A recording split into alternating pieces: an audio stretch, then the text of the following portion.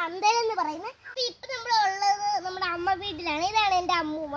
ഇതാണ് നമ്മുടെ സ്വന്തം കോവിക്ക പന്തൽ എന്ന് പറയുന്നത്. നല്ല കാണാനൊക്കെയാണ്. ഇതിനകത്തൊരു കോവയ്ക്ക ഉണ്ട്, കണ്ടോ? നമുക്കിത് പറിച്ചാലോ? പറിച്ചതാ.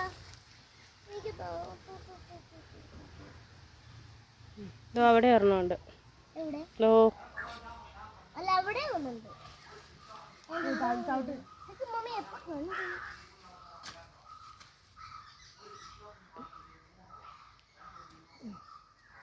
ഇനിയും ഒന്നുണ്ട്.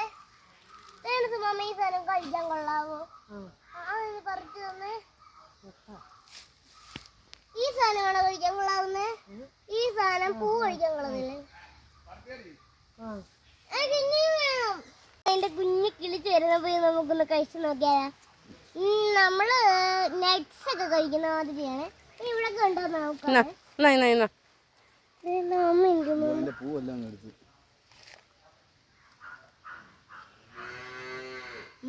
പൂ അടിക്കല്. അപ്പൊ ഇതാണ് നമ്മുടെ രഘുമാമ വീഡിയോ എടുത്തോണ്ടിരുന്നപ്പോ വന്നതാണ്.